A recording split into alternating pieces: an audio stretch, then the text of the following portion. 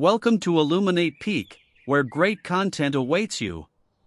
If you've already subscribed to our channel, thank you for your support. Now, get ready for an extraordinary book story that will leave a profound impact on your life. In the pages of Make Time by John Zeratsky, we follow the journey of Mr. Great, a tale of self-discovery, growth, and finding meaning amidst the chaos of life. As the protagonist, he navigates the pitfalls of busyness, learns to prioritize what truly matters, and embraces a life of intention and authenticity. Prepare to be inspired as we unravel the illusions of constant distraction and unlock the secrets to making time for what truly enriches our souls.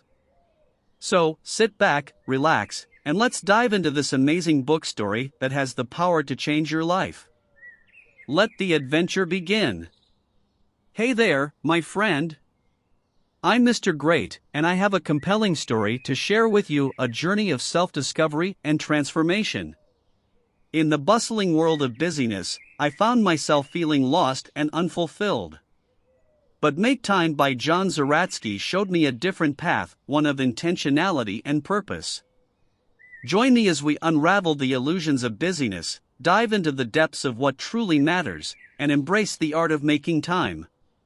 Get ready for a captivating tale that will inspire you to live with authenticity and savor every moment. Let's embark on this extraordinary adventure together. Hey there, my friend. It's Mr. Great, and I want to share a story with you, the story of the busy person's lies. Once upon a time, in a bustling city, I lived a life driven by ambition and determination. People knew me as Mr. Great, but little did they know that beneath that facade of success, I felt lost and unfulfilled. Every morning, I woke up with a growing sense of unease, as if I was missing something crucial in my life. You see, I believed the lie that being busy equated to being important. I thought that by filling my schedule to the brim, I was achieving greatness. But the truth was far from that. I had become a slave to my own busyness, and it was draining the joy out of my days. As I went about my daily routine, I couldn't help but notice how everyone around me seemed to be on the same bandwagon, the busy bandwagon.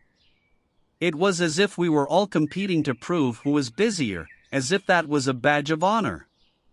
Little did we realize that this was a trap, a never-ending cycle of trying to keep up with each other. One day, as fate would have it, I stumbled upon a book titled Make Time by John Zeratsky. Its cover caught my eye, and something urged me to pick it up. As I started reading, it was as if the words were written just for me, calling out my lies and showing me a different path. The book exposed the illusions of busyness, making me realize that I was filling my days with tasks that didn't truly matter to me. I was drowning in the shallow end, while the deeper waters of my passions and dreams remained untouched, the infinity pools of life. This revelation was both liberating and terrifying. I knew I had to break free from this vicious cycle, but it meant challenging the norms and redefining success for myself. It was time to stop lying to myself about what truly mattered and start making time for the things that brought me genuine joy and fulfillment. And so, my friend, the journey began to untangle the web of lies I had spun around myself and embrace the truth of what really mattered. It was time to find my own priorities and let go of the need to impress others with my busyness. But little did I know that this was just the beginning.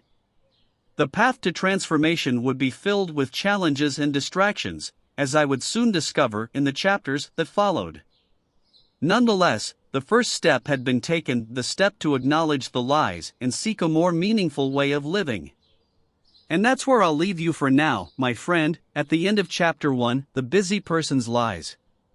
The journey of Mr. Great had just begun, and if you're willing, I'll take you along on this transformative adventure to discover the power of making time for what truly matters.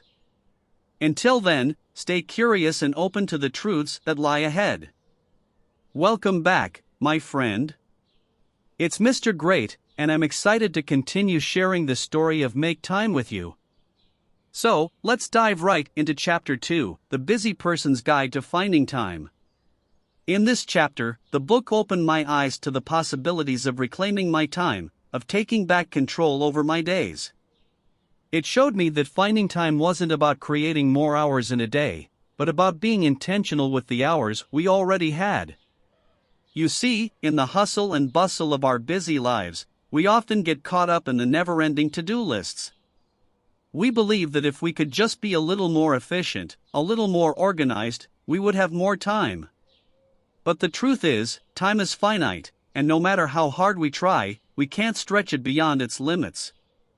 So, the key to finding time lies not in doing more but in doing less of the trivial tasks that drain our energy and more of what truly matters to us. It's about cutting through the noise of busyness and creating space for the things that bring us joy and fulfillment. To do this, the book introduced me to the concept of highlighting. It's about choosing one meaningful activity each day and making it my top priority. By focusing on that single highlight, I could ensure that I devoted my best energy and attention to what mattered most. I remember how skeptical I was at first. How could a single highlight make a difference in my life? But I decided to give it a try, and the results were astonishing. That one highlight became a cornerstone, a beacon of purpose that guided my days. But finding time wasn't just about highlighting, it was also about eliminating distractions. The book introduced me to the concept of laser mode, where I created an environment conducive to deep focus and concentration. By minimizing interruptions and setting aside dedicated time for focused work, I discovered a new level of productivity and effectiveness. As I applied these principles to my life, I felt a sense of empowerment. I was no longer a victim of the clock, constantly racing against time. Instead, I became the master of my own time, using it deliberately and consciously. Of course, the journey wasn't without its challenges. Distractions and old habits would occasionally rear their heads, trying to pull me back into the web of busyness. But armed with the tools from the book, I could recognize these traps and navigate around them. And so, my friend, that's the essence of Chapter 2, The Busy Person's Guide to Finding Time. It taught me that time is a precious resource, and we must guard it fiercely. By being intentional with our time, by highlighting what truly matters, and by eliminating distractions, we can create a life of purpose and fulfillment. But the journey doesn't end here. There's so much more to explore in the chapters that lie ahead. So, stay tuned as we continue unraveling the transformative lessons of Make Time and embark on a path of self-discovery and growth. Until next time. Hello again, my friend. It's Mr. Great, and I'm thrilled to share Chapter 3, The Infinity Pools, with you, a chapter that opened my eyes to the power of eliminating distractions and diving into the depths of what truly matters. The Infinity Pools spoke about how our lives are filled with endless distractions, those shallow temptations that keep us from exploring the deeper waters of our passions and dreams. These distractions often masquerade as productivity, but in reality, they prevent us from making time for the things that truly bring us joy and fulfillment. I realized that I had been spending an alarming amount of time on mindless activities, like aimlessly scrolling through social media or getting lost in the black hole of emails. These distractions were robbing me of precious moments that could have been invested in pursuing my true passions. But as the book gently guided me, it was time to break free from this cycle of distraction. I needed to swim away from the shallow end and embrace the vast and boundless waters of the infinity pools. To do this, I started by identifying the major distractions in my life. I made a conscious effort to notice where I was leaking time and energy, and once I pinpointed them, I sought ways to minimize their impact on my life. One powerful technique I learned was the concept of strategic incompetence. It's about being intentionally bad at certain things to avoid being burdened with them. For instance, I decided to be strategically incompetent in checking my emails every hour, and instead, set designated times during the day to tackle my inbox. Another transformative lesson was the idea of breaking the busy habit loop. I recognized that certain activities had become habitual, and I engaged in them without much thought. To break free from this loop, I created speed bumps to interrupt these automatic behaviors. This forced me to pause and ask myself, is this really how I want to spend my time right now? As I embraced these strategies, I felt a sense of liberation. I was no longer drowning in a sea of distractions. I was floating in the vastness of the infinity pools, free to explore the depths of my passions and curiosities. It wasn't always easy, though. The pull of distractions was strong, and there were times when I found myself slipping back into old habits. But I reminded myself that this was a journey, and progress was about moving forward, not perfection. And so, my friend, that's the essence of Chapter 3, the infinity pools. It's a reminder that life is too short to be consumed by distractions. By eliminating the shallow temptations and embracing the depths of what truly matters, we can find true fulfillment and purpose. But the story doesn't end here. There are more chapters to explore, more wisdom to gain, and more transformation to experience. So, stay with me as we continue our journey through the transformative pages of Make Time. Until next time. Hello again, my friend. It's Mr. Great, and I'm eager to share Chapter 4, The Busy Bandwagon, with you, a chapter that revealed the dangers of seeking validation through busyness and the importance of finding our own path.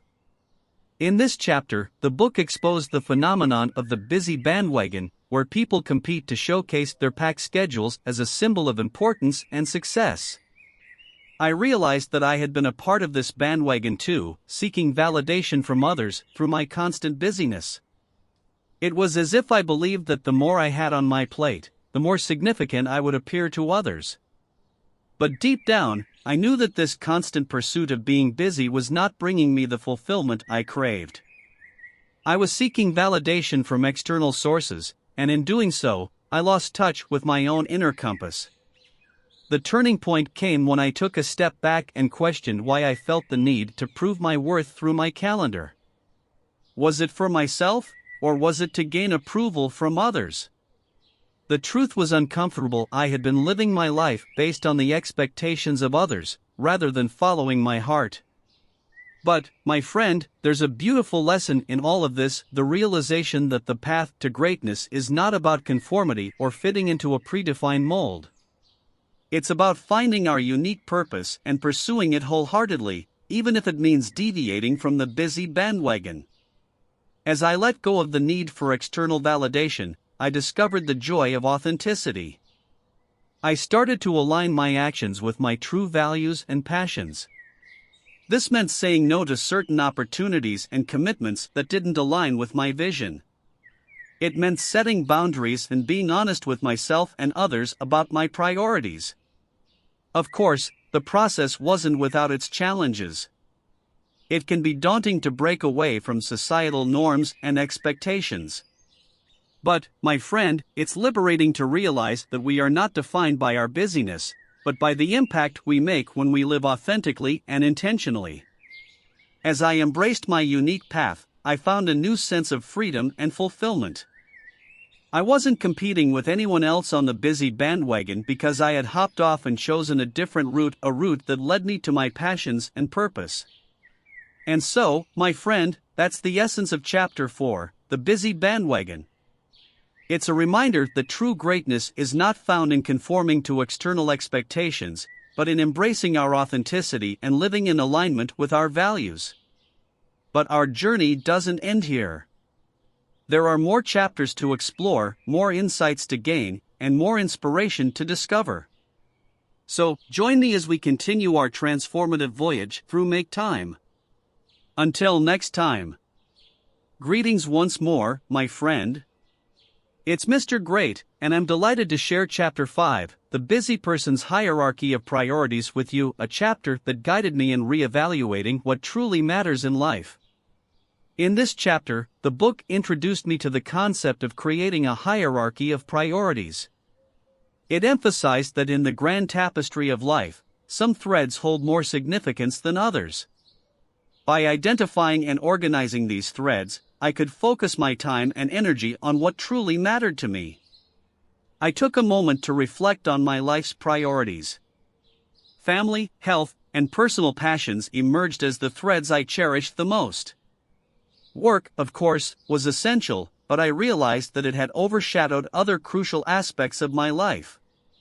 With this newfound clarity, I made a conscious decision to restructure my life around my priorities. I dedicated quality time to my family and nurtured the bonds that were essential to my happiness. I prioritized my health, making time for regular exercise, proper nutrition, and restful sleep. But what truly sparked a transformation was when I embraced my personal passions. I had neglected them for too long, buried beneath the weight of my busy schedule. But they were the threads that added color and vibrancy to my life. I vividly remember the joy of rediscovering my hobbies and passions. Painting, writing, and exploring the outdoors became my sanctuaries, a place where time seemed to stand still. I realized that these activities weren't frivolous, they were an integral part of who I was.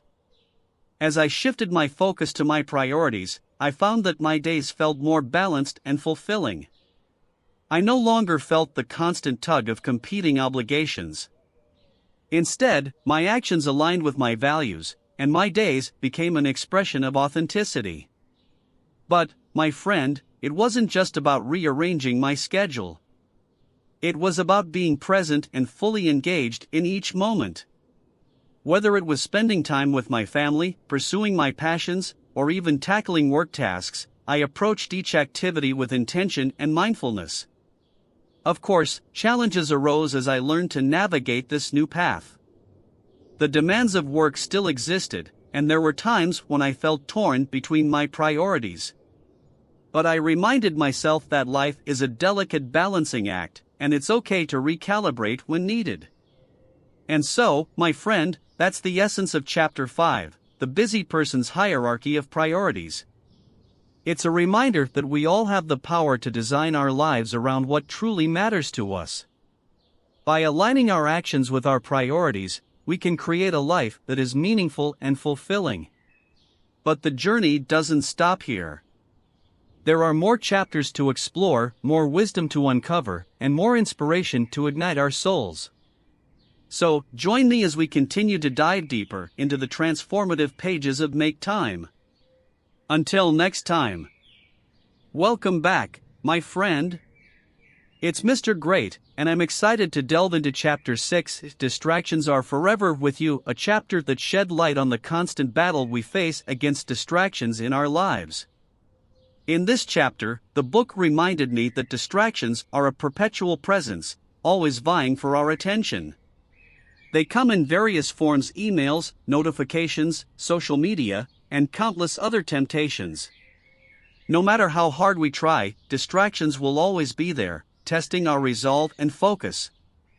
It was a sobering realization, but the book taught me that the key was not to eliminate distractions entirely, an impossible feat in our modern world, but to manage them effectively.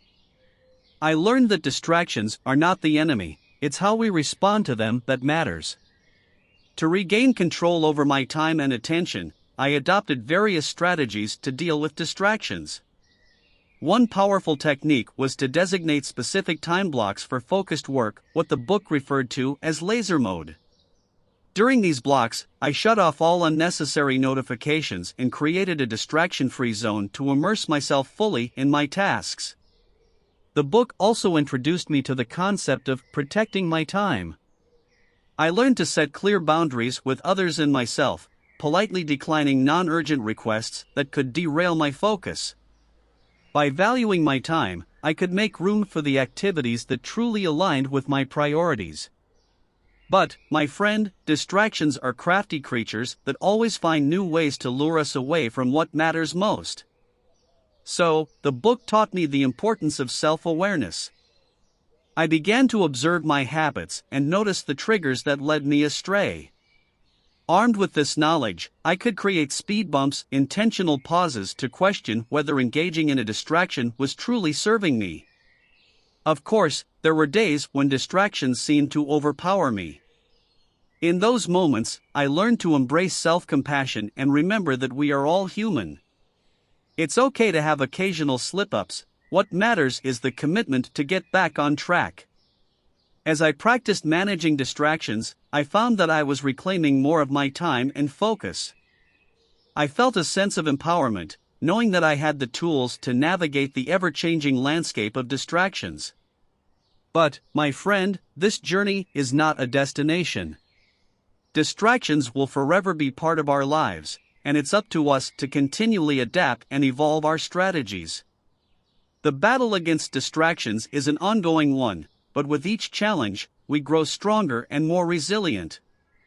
And so, my friend, that's the essence of Chapter 6, Distractions Are Forever. It's a reminder that we hold the power to control our attention and create space for what truly matters. By managing distractions wisely, we can make time for the people and activities that enrich our lives. But our journey doesn't end here. There are more chapters to explore, more insights to gain, and more inspiration to uncover. So, stay with me as we continue our transformative voyage through Make Time. Until next time. Hello again, my friend. It's Mr. Great, and I'm excited to dive into Chapter 7, The Busy Person's Guide to Working Better with You, a chapter that introduced me to the art of working smarter, not harder. In this chapter, the book showed me that productivity isn't about putting in endless hours of work, but about using my time and energy more effectively. It's about aligning my tasks with my energy levels and making the most of each moment. I discovered the power of the 90-minute method. The idea was simple yet transformative. I would break my work into intense 90-minute intervals, followed by short breaks. During these focused intervals, I gave my all to the task at hand, knowing that a break was just around the corner. This method worked wonders. I found that by harnessing my energy in short bursts, I could accomplish more in those 90 minutes than I would in several hours of distracted work. And the short breaks allowed me to recharge, keeping me fresh and focused throughout the day. But working better wasn't just about time management, it was also about creating an environment that supported productivity. I learned the importance of designing my workspace for optimal focus, eliminating clutter and distractions, and surrounding myself with inspiration. Another game changer was the concept of make time for reflection. In the busy whirlwind of life, it's easy to get caught up in the doing without taking time to reflect on the effectiveness of our actions. By dedicating regular moments for introspection, I gained valuable insights and learned from my experiences, allowing me to continually improve my approach. Of course, the journey to working better wasn't without its challenges.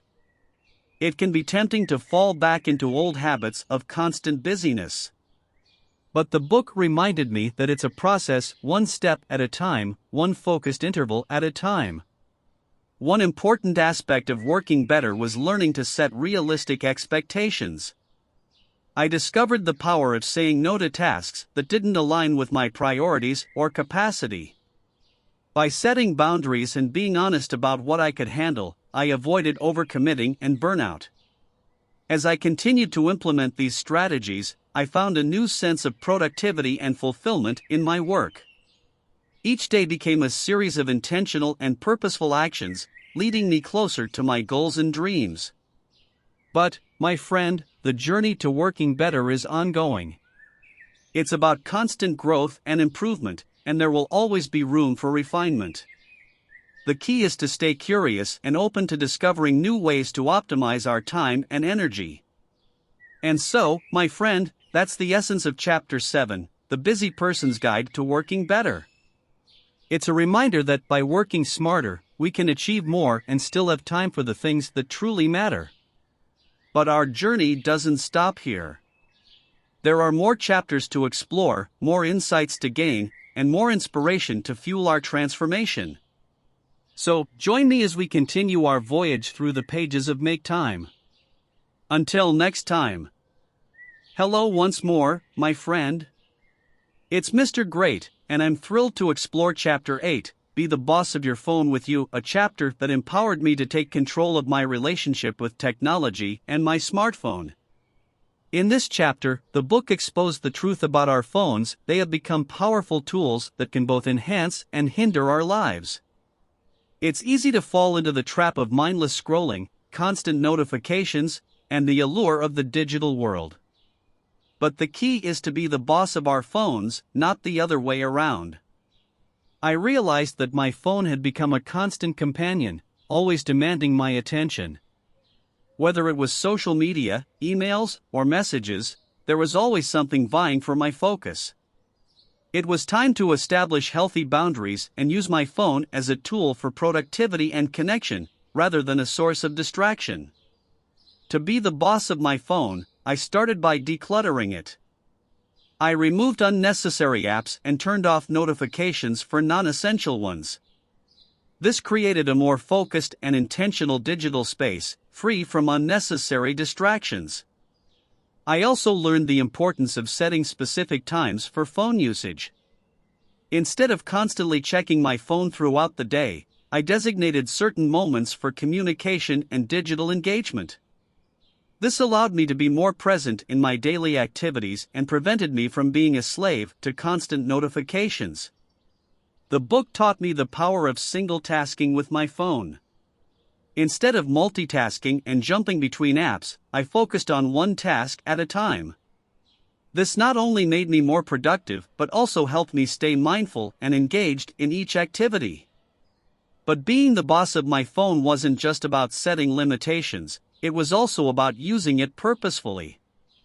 I learned to leverage technology to enhance my life. From productivity apps that helped me stay organized to meditation apps that supported my well-being, my phone became a tool that aligned with my values and priorities. Of course, it wasn't always smooth sailing. Old habits die hard, and there were times when I slipped back into mindless scrolling or excessive phone usage. But I approached those moments with self-compassion and reminded myself that change takes time and effort. As I practiced being the boss of my phone, I felt a newfound sense of freedom. I was no longer tethered to the constant stream of notifications. I was in control of my digital life. This, in turn, allowed me to create more time and space for the people and activities that truly mattered. And so, my friend, that's the essence of Chapter 8, Be the Boss of Your Phone. It's a reminder that we have the power to use technology in a way that supports our well-being and values. By setting boundaries and being intentional with our phone usage, we can reclaim our time and focus on what truly enriches our lives. But our journey doesn't end here. There are more chapters to explore, more insights to uncover, and more inspiration to guide our transformation. So, stay with me as we continue our voyage through the pages of Make Time. Until next time.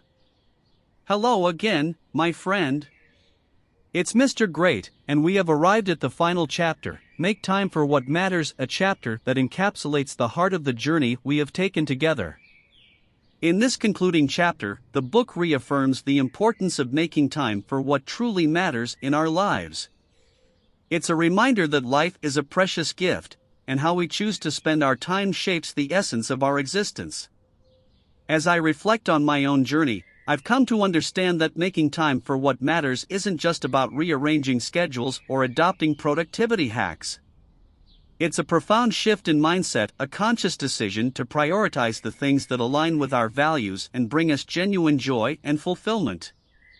The journey of Make Time has led me to embrace authenticity and to live in alignment with my passions and purpose.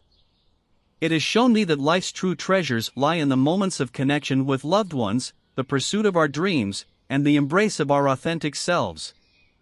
By applying the principles from the book, I have unlocked the doors to a more intentional and purposeful life. I have learned to say no to distractions and commitments that don't serve me, and to say yes to the experiences that nourish my soul. It hasn't been an easy path, and there have been moments of doubt and challenge. But each step has been worth it, as I now stand at a place of greater self-awareness and contentment. Through the chapters of Make Time, I've learned that life is not about being constantly busy or seeking external validation. It's about finding balance and savoring the moments that truly matter. It's about being present and fully engaged in each experience, whether big or small. As we conclude this transformative journey, I encourage you, my friend, to reflect on your own life. What truly matters to you? What brings you joy and fulfillment? What are the things that make your heart sing? Remember, you have the power to shape your life and how you spend your time. Embrace the lessons from Make Time and make conscious choices that align with your deepest values and aspirations. The adventure doesn't end here, it's an ongoing journey of growth and discovery. With each passing day, we have the opportunity to make time for what matters and create a life that reflects our truest selves. Thank you for joining me on this journey through the transformative pages of Make Time. I hope you feel inspired to embrace a life of purpose and intentionality, making time for the people and activities that enrich your soul. And so, my friend, as we bid farewell to the story of Mr. Great and the wisdom of Make Time, I invite you to carry these lessons in your heart and continue your journey of growth and fulfillment. Until we meet again on another captivating adventure, may you live a life filled with purpose, joy, and the courage to make time for what truly matters. Goodbye, for now. My dear friend, it's Mr. Great once again, and I'm honored to share with you the epilogue of our inspiring journey, the story of the timeful Mr. Great.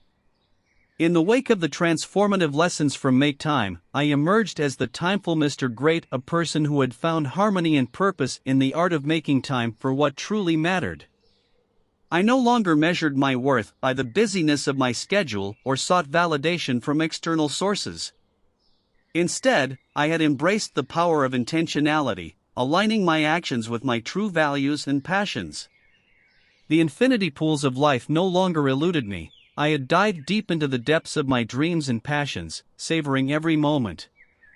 I had learned to swim against the busy bandwagon, choosing my unique path and finding fulfillment in authenticity. My priorities had found their rightful places in the hierarchy of my life. Family, health, and personal passions were cherished threads woven into the fabric of each day, bringing joy and purpose to my existence. Distractions remained ever present, but I had become a master at navigating those choppy waters. I had harnessed the power of focus and self-awareness, knowing when to sail away from distractions and when to anchor myself in what truly mattered. In my quest to work better, I had embraced the 90-minute method, working with purpose and intensity, followed by moments of reflection and renewal. My workspace became a sanctuary of productivity, free from the chains of clutter and distractions. I had taken charge of my phone, making it a loyal ally rather than a demanding master. By setting boundaries and using it purposefully, I had reclaimed my time and presence, savoring the magic of each experience. But above all, I had learned the art of making time for what mattered. Each day, I savored the moments with my loved ones, wholeheartedly engaged in their presence. I pursued my passions with a newfound fervor, embracing the joy of creativity and exploration. And as the timeful Mr. Great, I knew that this journey was never-ending. Life is a tapestry of growth and change, and I continued to evolve, learning and adapting as I navigated the waters of time. My friend, as we conclude our story, I invite you to embrace the lessons of Make Time and become the timeful version of yourself. The power to shape your life lies in your hands, the power to prioritize what matters, to set boundaries with distractions, and to live with intention and authenticity. May you embark on a life of purpose and fulfillment, guided by the wisdom of making time for what truly matters. Our journey may have reached its end, but your adventure of growth and transformation is just beginning. Farewell, for now, my dear friend, and may you live a life filled with the beauty of time well spent. Until we meet again on another captivating tale, remember to be the timeful version of yourself, the master of your destiny, and the weaver of your own extraordinary story. Goodbye, for now.